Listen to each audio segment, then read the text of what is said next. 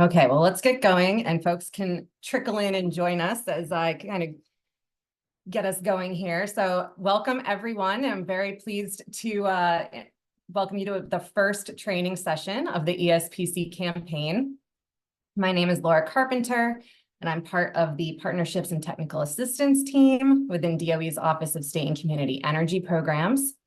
And so my team provides technical assistance and manages voluntary partner-driven initiatives that help states, local governments, K through 12 school districts, and other public sector partners troubleshoot issues, develop solutions, and maximize their energy and cost savings. So I have the pleasure of leading the ESPC campaign, which is SCEP's newest partnership and technical assistance initiative that supports these objectives. So this is the first training of the ESPC campaign program. So you will receive today an introduction to ESPC as well as an introduction to what the ESPC campaign training format looks like. And you can go ahead and advance the slide, Dub. So this is a closed door session. We are limiting participation in this training to public sector organizations that are either partners of the ESPC campaign currently or are considering becoming a partner. Moving forward, these trainings will be limited to signed partners of the campaign. So if you are still in the considering camp, I invite you to join at the end of today's session. We want this to be interactive. So please feel free to introduce yourselves in the chat. You can just drop your name and where you're calling in from in the chat. We also have a Q&A feature. So if you look for that Q&A box, that's where you can put any questions that we will get to at the end of the session. And I'm happy to read those questions, or you can come off mute. Hopefully you all have the ability to unmute yourselves or raise your hand in the yep, there's a raise hand feature on Zoom to be able to ask your question verbally. So you all should be automatically muted for now. We will be getting to the Q&A session at the end of this training session, and we are recording this training so that we can share it with folks who weren't able to make it today, but we will just do the training recording online, and we will cut off the Q&A portion of the program so that you all can just feel free to ask anything that's on your mind. All right, next slide, please. So I've introduced myself already. I'm also joined here today by Dub Taylor. Dub is the Executive Director of the Energy Services Coalition, which is DOE's training partner for the ESPC campaign. And Dub has over 3 decades of experience helping to advance cost-effective clean energy technology and policy through his work in the public and private sectors, including as the former head of the Texas Energy Conservation Office. And in addition to serving as the executive director of the Energy Services Coalition, Dub is active on the boards of several state, local, and national organizations focused on clean energy technology deployment and financing. We are also joined by Chris Halpin, who is your trainer for today's session. Chris has almost 40 years of experience managing comprehensive energy management programs, and he has worked in engineering, management, and sales roles for several premier consulting firms and energy service companies. And he was one of the first ESPC owners representatives in the industry. Chris has guided more than $3 billion in projects that include ESPC, energy as a service, power purchase agreements, and commercial PACE projects for hundreds of federal MUSH market and private sector clients. Chris's background is in mechanical engineering. He has a degree in mechanical engineering from the University of South Florida, and he is also a registered professional engineer in Nevada. And he is certified by the Association of Energy Engineers as a certified energy manager and certified measurement and verification professional. He's been a U.S. Department of Energy FEMP certified ESPC project facilitator for over 20 years, and now he is also a consultant for the Energy Services Coalition, supporting this ESPC campaign. And with that, I will pass it over to you, Dub. Thanks, Laura. So the overview, as you should have seen from the registration page today, is this really is a pretty high-level introduction, although it'll feel like a deeper dive into some sections about ESPC. So we're going to highlight how to use it, how it's applicable for state and local governments, how to facilitate investments through ESPC, and bring your whole team into the fold and advance learning for everyone. So the agenda today lays out like this. We'll wrap up introductions in just a moment. Then we'll launch and hand it over to Chris, and he'll dive into what is ESPC, kind of a basics, and then talk about leveraging along with ESPC. We'll go into some best practices, talk about a variety of different resources that are available to support your objectives in your local ESPC programs. Closing and next steps. There are a number of trainings, workshops, and other activities that are being facilitated through the ESPC campaign. We'll cover those, and then we should have time for Q&A at the end. And as Laura mentioned, please use the Q&A feature. I believe chat was disabled, should be back up, and we'll track those questions and try to get to everything by the end. And if not, we'll be able to stay over or follow up with you on any specific questions later. So who's the Energy Services Coalition? If you're not familiar, we are a national nonprofit, public-private partnership, organized really to have both sides working together to advance building energy efficiency, utilizing energy savings performance contracting. The ESC is a national organization, but really where the activity is, the energy is, where the rubber meets the road is with our local chapters. We have 30 plus states that have local chapters. Some super active, they meet regularly. Others are reforming now that sort of post-COVID. We have some new key players in place. So we welcome your participation in our state chapters, and we can send you more information about that later. And importantly, for the ESPC campaign, we are partnering with Laura and her team to provide a lot of the technical support and training, including webinars like this.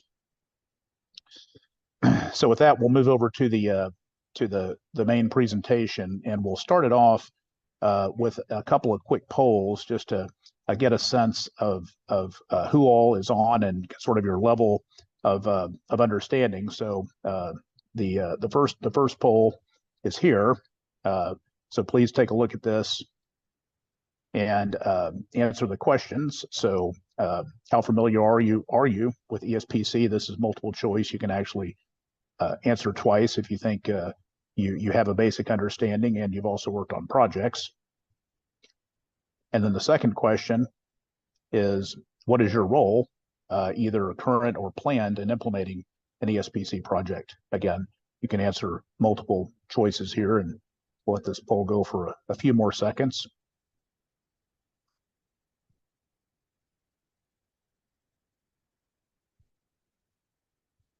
Okay, so I think we've got good participation here. So we'll end here, and let's take a look at the results.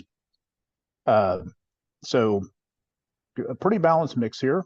So first I'm hearing of it, about a quarter, basic understanding, about another third or so, planning the first project, 20%, and then some other folks who are on who've had experience with projects.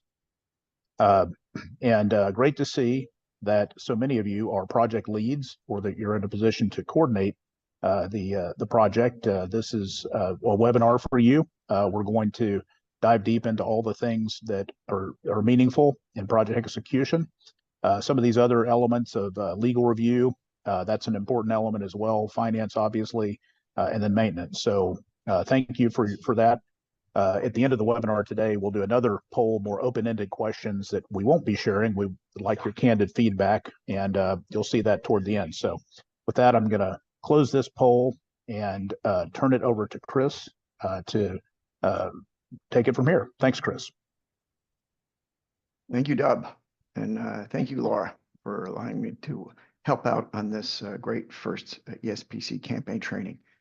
So some of you are going to feel like this is a bit of drinking from a fire hose, and I apologize for that ahead of time, but it's always hard to do a sort of a high-level overview of a relatively complex subject. So you'll note in a couple of slides before, there was that little icon that looked like sort of a light bulb with some gears around it. That's basically telling you that there's going to be more on these topics in coming trainings over the next 3 to 6 months. So don't feel like, oh my God, what did they say? I wish I had captured that somewhere, right? So we'll be able to get to that. So what is energy savings performance contracting, right? There's lots of different definitions for it out there. Here's one that DOE came up with originally in 1999. It's actually been in use since the early 80s. One of the ESCOs I worked for back in the 90s was one of the pioneers of this in 1982, doing ESPCs in hospitals. I came up with this middle definition myself just over the years, having worked in this both as on the ESCO side in the 90s and then as an owner's rep since 2000, which basically says that, it's a financial mechanism primarily that helps you pay for today's facility upgrades with tomorrow's energy savings without tapping into your capital budget, right? Which is a precious resource you really should be using for things that don't have truly like economic paybacks to them, right? And done properly, it has the performance of a hedge fund with the risk of a T-bill. And this is a phrase I borrow from an old EPA tagline. But it's really how these things work, right? You can get really good returns on these with very little risk if it's done properly. And at the heart of it, it's really design build contracting. It's sophisticated design build contracting with the focus on guaranteed savings. So it's like fixed price or guaranteed maximum price, guaranteed minimum savings, right? Which you don't get ever really in the public marketplace.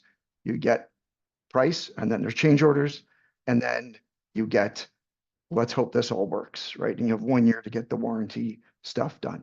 And then that usually ends up with you chasing folks around to get things fixed and repaired. So next slide.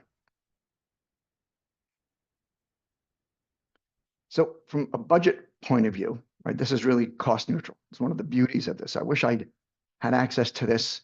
When I started this in 1985, I was doing energy audits and design work and construction administration for schools and hospitals, right? Through the old Exxon Overcharge Money Fund that started all of these state energy offices that a lot of you work at now.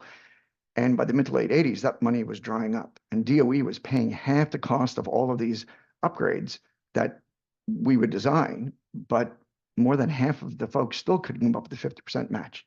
So a lot of work was done, but not a lot to show for it. So performance contracting is a way to really implement all of this work that can be identified. And these three bars show snapshots, right? Before your contract starts, you have your existing energy and operations budget, right? Electricity, gas, water. You're paying people to keep your ancient air conditioning and heating systems running. During the ESPC contract, right? You've hired a contractor, you've hired owners reps, legal representation, all that. They develop the project, implement it. The financing starts the repayment stream, and that comes out of the budget that you would usually be sending to your electric company and your gas company, and these contractors are taking care of ancient equipment with a small net positive cash flow, right?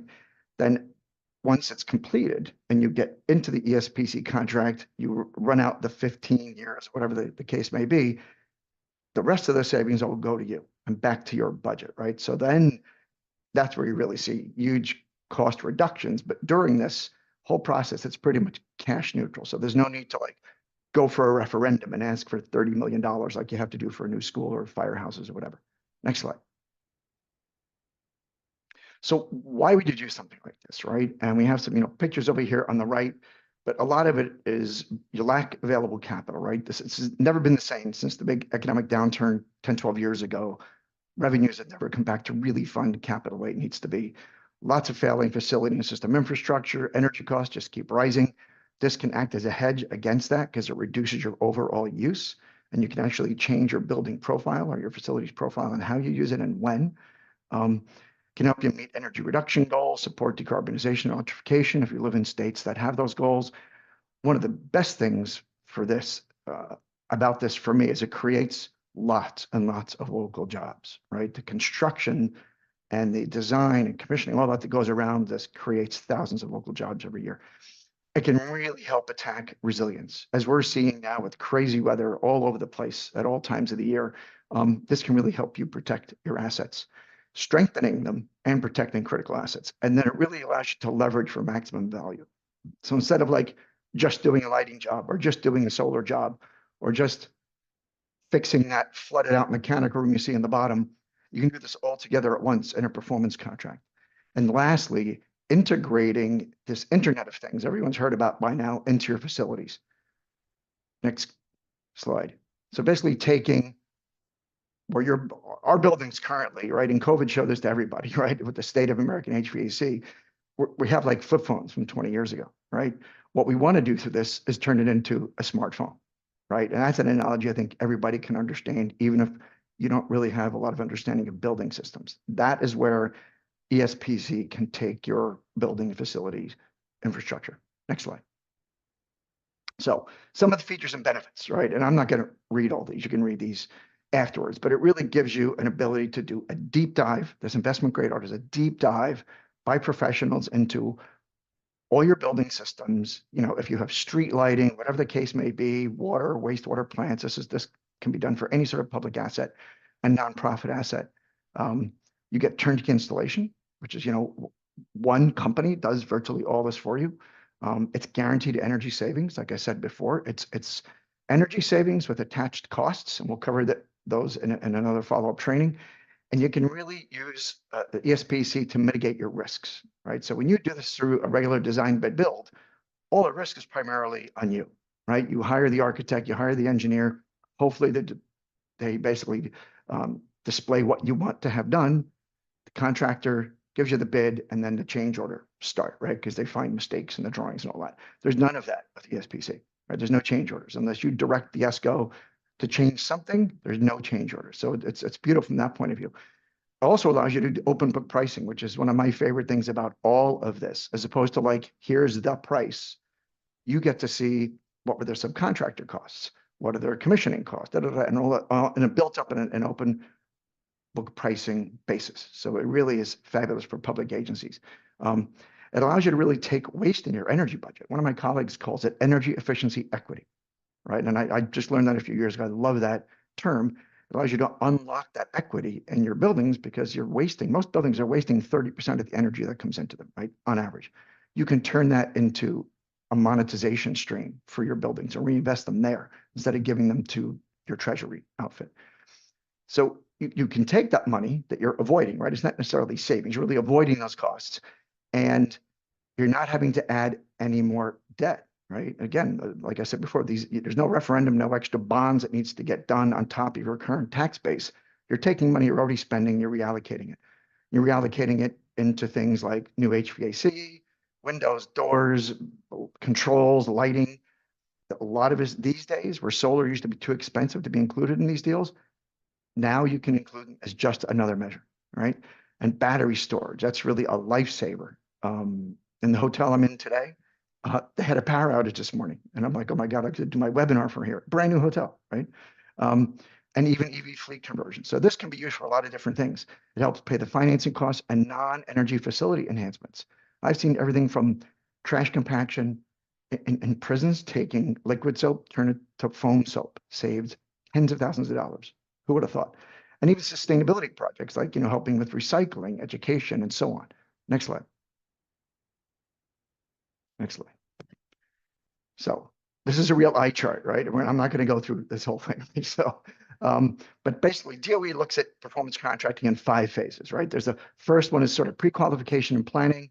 This is where you want to kind of get started and go, do I have facilities that really work for this? One of the best ways to get started is to hire an owner's rep. It's just like you wouldn't think about hiring, building a new building with hire an architect to come up with sort of the program and really kind of what do we need. And sometimes you even hire another architect to do the full design.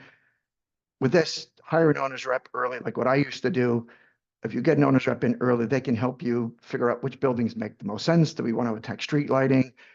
Help you come up with all the ideas that are going to be necessary to get your folks on board with this. If you're mainly technical leads on this call, they help you talk to finance, legal, budget, pretty much everybody, all the authorities having jurisdiction as well. And then get everybody on board, move to the next phase, which is hiring your ESCO, selecting and hiring your ESCO, right? The biggest takeaway from this is developing the RFP. And there's a whole art to that. We're going to do a whole training session just probably on this section.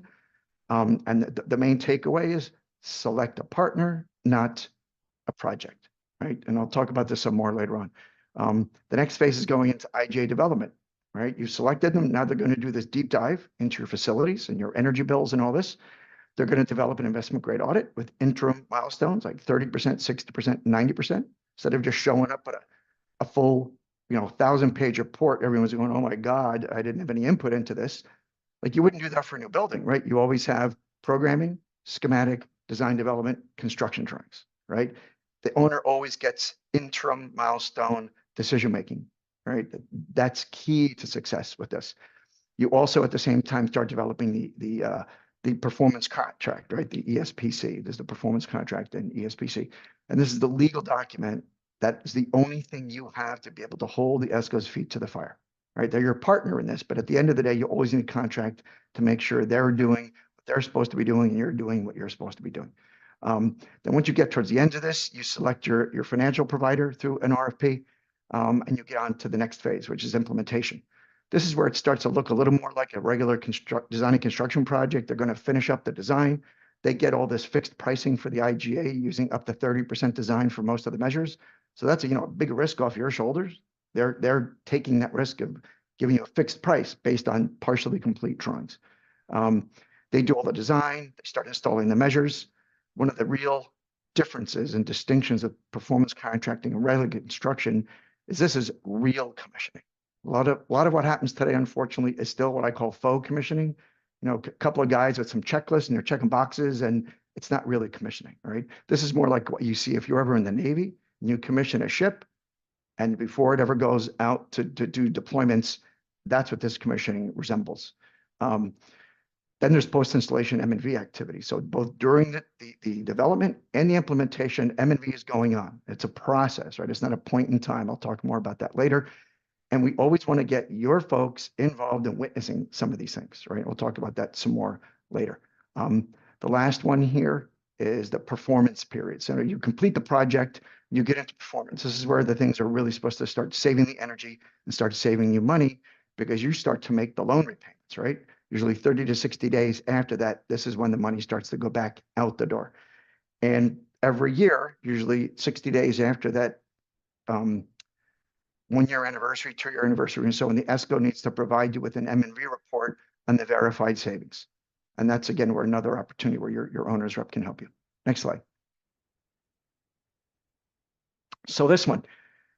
So the roles and responsibilities in performance contracting are different than standard design bid build. As you'd imagine, I find them a lot better because it ends up putting virtually everybody on the same side of the table, right? Because you're there sort of co-authoring solutions with the ESCO, and they're your major partner in this. You have one major partner is the ESCO. That's the one that's getting the $10 million, $50 million, $100 million in costs. And you've got your owner's rep, sort of a minor partner, but like your risk mitigation agent, and then your financier who's providing the money, and then you need to repay them with that over time.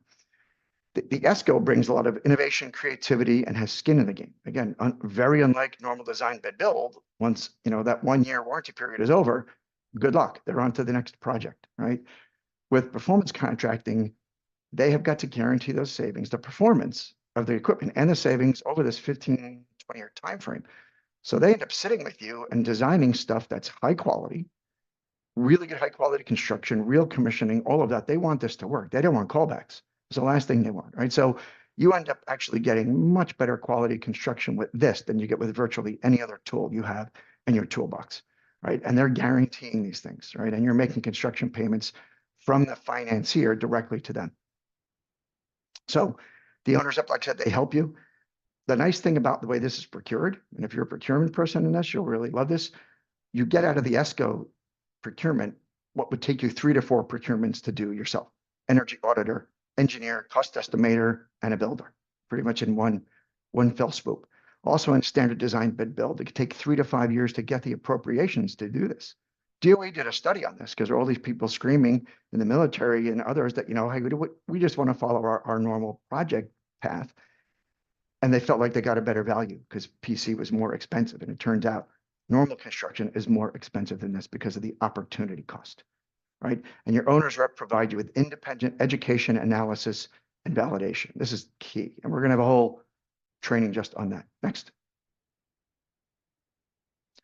So again, we're going to have a whole training just on M&V, right? This is really the crux of performance contracting and what sets it apart from normal construction, where there's no real, skin in the game. Like I said, that term for a contractor And this there is, and it's not a point in time, like I mentioned, it's a process, right? You're measuring the performance and verifying savings. And it's on the ESCO to do that with your oversight and your owner's rep oversight. Because honestly, whether this works or not, the bank wants its money.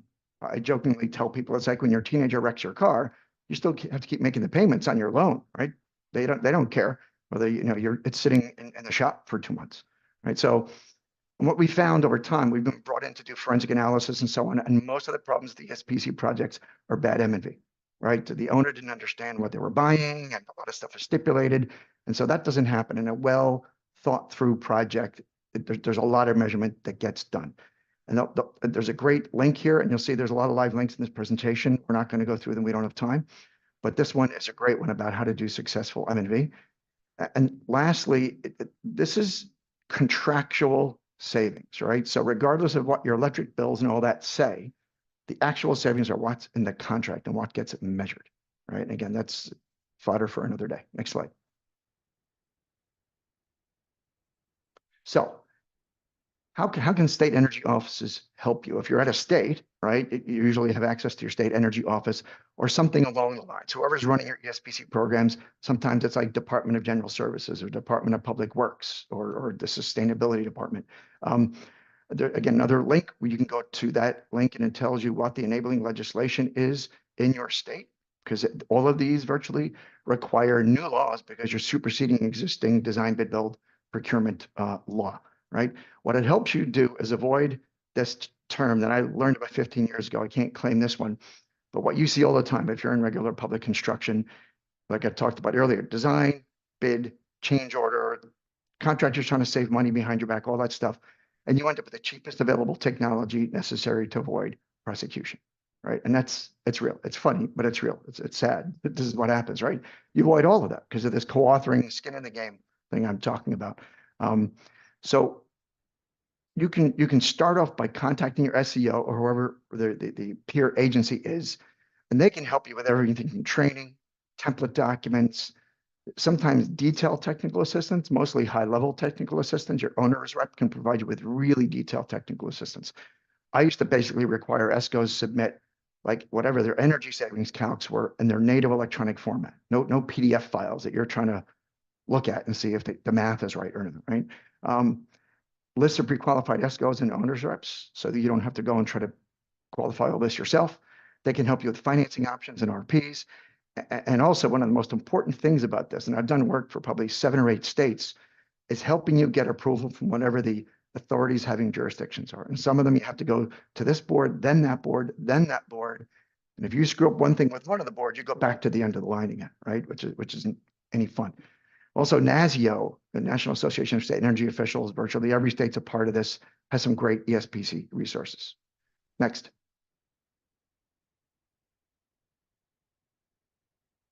So if you're a local government, right, you can do projects yourself. In many states, you can get help from the state energy office. If not, continue to take these trainings, and we're going to really get you spun up on how to do one of these projects over the next 6 months or so.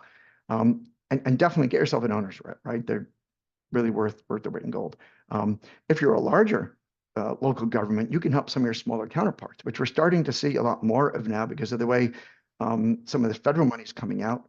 The state's getting money, some of the bigger cities are getting money, but everyone else is sort of having to, get it from those two sources. So there's a great case study here. Again, we're not going to go into it, where Hamilton County, which is basically the county surrounding Cincinnati, Ohio, got 3 or 4 other small, like tiny municipalities around them that could never have done this themselves, right? It has to be at least $500,000 to $1 million to get an ESCO to even look at one of these, especially these days. Everybody's busy, right? So this is a great way that you can both help yourself and help other local governments work together to do this. You can also provide larger pools of funding because you have better borrowing capacity. I've seen this with really big cities. Borrow a large chunk of money, disseminate it out to the different departments within the city, even some of the enterprise departments through the city who are, the airport and water treatment plant and all that. They really can mix and match the funding. And there's a great DOE guide on small projects here. Next. So I'm glad to hear most of you here are project leads. So if you're a facilities manager or director of construction, sustainability, whatever it is, I've already said some of this. This is how you can get started, right? Again, contact your state energy office, see what help you can get, identify these buildings and other assets you have that are expensive to operate. Everyone has deferred maintenance issues. It's a matter of how many million or how many billion you have that really require some renewal, right? So some of this stuff just needs to be replaced because it's old, has nothing to do with energy savings. And sometimes it's a mixture of both. Like I said, get an owner's rep, assemble an internal ESPC team. Before you go out to the market, you want everybody on your team, there's gonna be a whole slide about this, on board. And we're gonna talk about that some more. And really discuss this with everybody, right? And there may be some overarching goals you have, whether it's reducing costs, you have to reduce your emissions, there's net zero targets, you want to create so many local jobs because the economy still hasn't come back in your area. ESPC is a great solution for all of these. And secure commitment from everybody in your team, especially anyone with veto power, right? Anyone that can stop this dead in its tracks needs to be brought inside the tent. Then before you issue your first RFQ or RFP, you want to get all this done. Next. So you're assembling your team, right? Again, this is another real eye chart. We're not going to read all this. It's something good to look at afterwards. So the energy champion is probably going to be those of you on the phone or somebody you're going to delegate this to, right? This is the person that's, ringleader, champion, all these different names. They're also the official cat herder. Honestly, what ends up happening here is that they need to get all of these other folks on board with this. That includes legal, finance, and procurement. Here on the right side, they're the ones that have the veto power, right? Honestly, everyone else that are sort of service oriented, and legal, finance, and procurement make the decisions on getting the money or not, getting the legal requirements met or not, or being able to put this out for procurement or not, right? So you want to get them on board. The maintenance folks, right? I'm first generation. My parents, poor Irish immigrants, right? And most of my family are laborers and tradesmen. And I can tell you, unless you get these folks or keep your buildings running and maintained on a daily basis, unless you get them involved in this from the beginning, it will be very difficult to make this go. And most normal design and construction projects, they're completely ignored. I've gotten some really colorful words from my uncles and cousins about that over the years. So you want to make sure they're on board. And if they are, these projects will sing, right? And you can also help them get better technology to do their job better, right? Which is something that's very hard to do otherwise. And of course, construction, they're going to be intimately involved in a project like this, and oversight. Whether you have folks inside that can do this or hiring outside experts, you definitely want some of this. And lastly, these approving authorities. Again, what I used to do for states is before we even get to detailed audits, we'd go and preview this with like state construction offices, with the fire marshals and all those, because they can stop your project dead, right? Give them, tell them what you're going to tell them, tell them what you told them. Next. So selecting the partners, right? Again, I probably already talked about half of this, but again, owners reps, one of the first things you want to do. It's not easy to find them, right? It's a real niche specialty. DOE is assembling model procurement and contract docs to do this. That's going to be out in a few months. I'm actually the one putting it together for them. They're paid fee for service, just like most engineering firms. So for the first, 6-9 months, you're paying them out of your utility budget, professional services budget, whatever. But then when you go to borrow the money to pay the ESCO, say it's, 10 million for the ESCO project, you borrow another 100, 200,000, whatever the number is, and then you can take those proceeds, reimburse yourself for what you've spent to date, and then keep that money in account to pay the owner's rep as you go through the construction and acceptance period. And then lastly, there's this link to this white paper I wrote for DOE about 8 years ago about using owner's reps. So the energy services company decision, it is the biggest decision you're going to make, is selecting your partner in this. If you have a pre-qualified list of providers, that's great. We usually recommend you take that list instead of just picking somebody. At least put out sort of a notice of opportunity. Here's what we'd like to do. Please tell us what you think you could do to help us, right? And DOE's got some template docs that are coming out here shortly. You want to do a detailed review of the ESCO proposal submissions. And please don't ask them to do free energy audits. That results in nothing but fairy tales, right? Until you do the detailed IGA, that's the only thing you can really bank on. That's why it's called investment grade audit. Always shortlist and interview the top 3 firms in person if you can, right? Stuff like this is great, but when you get down to it, they're going to be in your buildings for years. And you want them to be people you can build trust and rapport with. And the only way to do that, at least for me, I'm old school, is in person, right? So, walking to the coffee machine together and talking and that kind of thing, really building relationships. You want to be able to understand the markups and indicative pricing, ask lots of questions, and at the end, really get a good comfort going between you and that staff, not the closer who flies in the expensive suit, the folks who are there during the interviews. Lastly, the financier. This is probably one of the easier decisions you're going to make, because either you already have a financial advisor or you have someone that can help you do this in-house, right? Your own CFO and so on. And there's probably some likely suspects you already use for financing, right? But similar to the ESCO, you put an RFP, terms, conditions, so on. You want to bring them on when you're about 50% through with the IGA and get indicative rates for them as the ESCO is putting together the final cash flow before you go for approval. Next slide. Okay, some of the best practices around this, and again, there's a lot of words here, but I've already talked about some of these. One of the things about owner's rep is try to get somebody that's networking for ESCOs. That can create a conflict of interest. I've seen it. Talk about and communicate your objectives and challenges early and often, right? Educate everybody. We've already talked about that, from the boiler room to the C-suite. Talked about the O&M staff. You want to consider really leading edge, not bleeding edge technologies. Leave that to like Google, Facebook, and IBM. For brand new technologies, you're serving the public primarily, right? You want stuff that's absolutely going to work. If you can't integrate building occupants, especially if you're in education, getting young kids involved in this, getting high school and college students involved in this stuff, it creates a marketable skill on their resume that's almost irreplaceable, right? And please don't tell us, we want this done, that done, that done, that done, right? You let them use their creativity. Give them ideas. Here's the things we're thinking about, but let them tell you in their own words what they think will work. And then you work this out together, right? Because they can be super creative and innovative. On the procurement side, again, I already talked about most of this.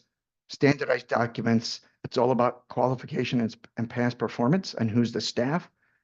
I've already talked this maximum % of hard costs, so you can get indicative pricing, so that you're not going to get a price for the job. It's not going to get $10 million, but it's going to be like 1%, 2%, 3%. And that's something you can compare on a table, easy enough.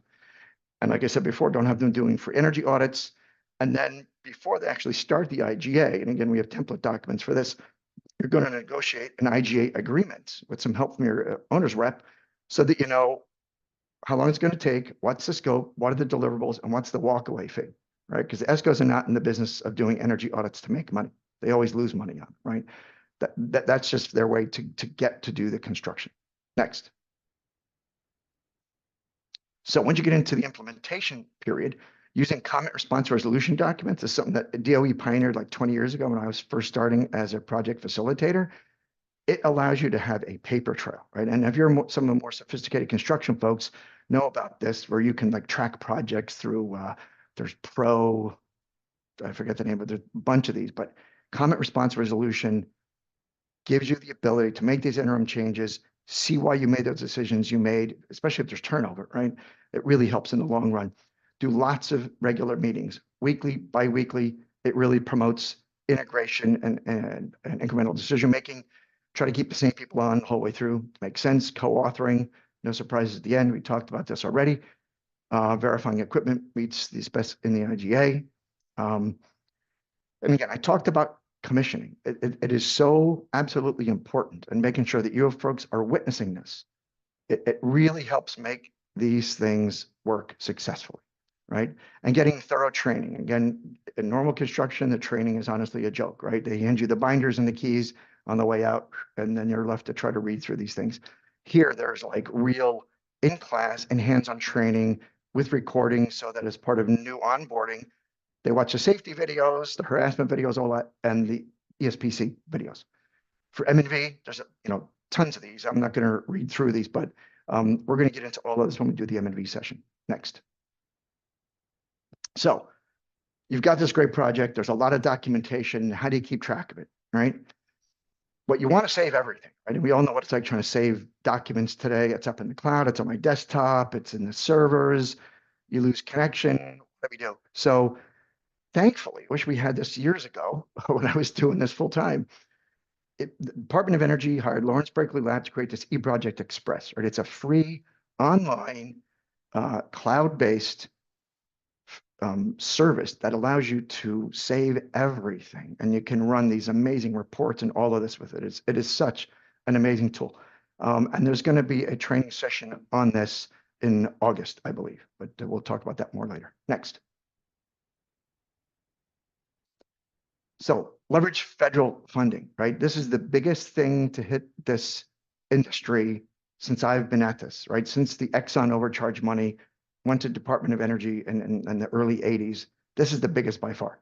Like ARA funding, 12 years ago, this is 10x or more of that, right? I'm not going to go through all this. There was a webinar about this a month or two ago. I'm sure a lot of you saw that. These links are all very helpful. The real takeaway for this is that any public agency or nonprofit can get a minimum of 30% of all their solar, battery storage, heat pumps, clean vehicles, charging stations, all that paid for cash by the IRS, but it's done in arrears. So you still have to plan for paying for this whole project. Then a year or two later, you get the money, right? So that's a whole nother topic. The thing about this for me, it's great to have this funding, but you need to be able to get the rest of it right too. Some of this funding can be used to pay for technical and planning assistance, like hiring legal, right? Hiring bond counsel, hiring owners reps. That can all be used for this sort of stuff. And here's some great guidebooks and the links at the bottom. Next. Resources. Again, a lot of great links here. I tested all of them. They all work. Again, so on your own time, you can run through this. This PCNRC one is great. It has a whole course on how to be an owner's rep, right? So even if you're the project lead, it would be really helpful to take this one that's right in the middle. You'll learn a ton. And that's it for me. Thank you all so much. Not quite it for you, Chris, but yeah, I do want to step in here and do a brief overview of the ESPC campaign. We'll not do this on every training. I know several of you on the call are already partners. But again, just for those who are not have joined today's training, this is our technical assistance and partnership initiative through which we are working with states, local governments, schools, healthcare centers, and others, universities, to really help you expand and enhance the use of performance contracting to achieve your objectives. And collectively, we're hoping to reach $1 billion in measured and verified savings under this initiative. So through this program, you can receive access to DOE technical assistance, such as this training, as well as really have the opportunity to share your own experiences and lessons learned and best practices with one another. We really want to work with you to demonstrate the impact of these projects and showcase your achievements by integrating you into our webinars and other activities, and working with you to develop case studies and other implementation models that will help others and help the market move forward. So we were offering trainings such as this one, which I understand that we're having some issues with letting you unmute yourself today. So please bear with us. We will make it more interactive going forward, as well as public-facing webinars, peer exchange opportunities, and office hours, time that you can set aside to really dig in with a technical expert. So all of these opportunities will be advertised in the ESPC campaign newsletter. So please feel free to use that QR code or reach out after this to get in touch and sign up if you haven't already. Okay, I'm going to hand it back to you, Chris. All right. All right, closing thoughts. Next slide. So that was a lot of information. I know. Okay. And this all sounds, I'm sure, like, oh my God, there's a lot to this. I didn't realize there was so much to this.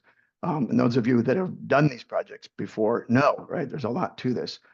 But boy, you do this the way it should be done, right? Design build is complicated too, but it's a lot better than build design, right? That's how I look at this. But this has been going on since the early 80s, right? State of Washington, state of Ohio had been doing this literally since the early 80s. U.S. Department of Energy started this through EPAC 92, right? And it really started getting going in the mid 90s. And there's over 7 billion a year of this done every single year. And it's growing every single year. There's these national model instruments. We're going to create this program in a box. There's a lot of resources out there.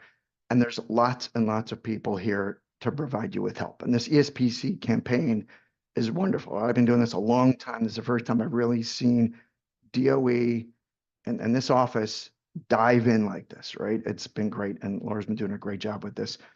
And there's more and more of these third-party owners reps out there, right? We need to grow this business. Just like commissioning agents 20, 25 years ago, people back then were like, I don't know, that's expensive. And now you wouldn't build a building without a commissioning agent. It's unheard of virtually, right? So that's where we're going with this. And next slide. So success awaits, right? The benefits, I already talked about a lot of this: saving energy, environmental stewardship, creating jobs, right? Creating jobs is so key to this, and good, well-paying jobs. Creating jobs for young people who are, coming out of college or coming out of trade school looking for things. This is a perfect place. And for me, resiliency is absolutely key. That this is one of the best ways to improve the resilience of your facilities. And for me, I talked about, just touched on it earlier, healthier learning and working environments. COVID showed us the terrible condition our schools are in from an HVAC point of view. I mean, it really peeled back the Band-Aid, right? And this is a way to solve that. And it really can help you reach many targets simultaneously. Next. So as Laura said, there's going to be additional trainings. We've got this Getting Started with eProject Express, utilizing owners reps. We talked about these template documents. This is going to be great. I mean, to be able to walk you through this, really is going to take a lot of the unknowns out of doing one of these. Developing an M&V plan. We're going to create literally like the yellow brick road to success of how to do a project. There's some great case studies. Like Doug was telling me about this one a few days ago. The Texas GSA did 6 phases of ESPC, and it's won beautifully. ESPC in higher ed, we're going to have one, applying lessons learned, and then tips and tricks. That's where these best practices I covered in like 3.5 minutes. We're going to do an hour just on that, right? And we could do a half a day just on that. But this is just a taste of what's to come. Next. And here we are.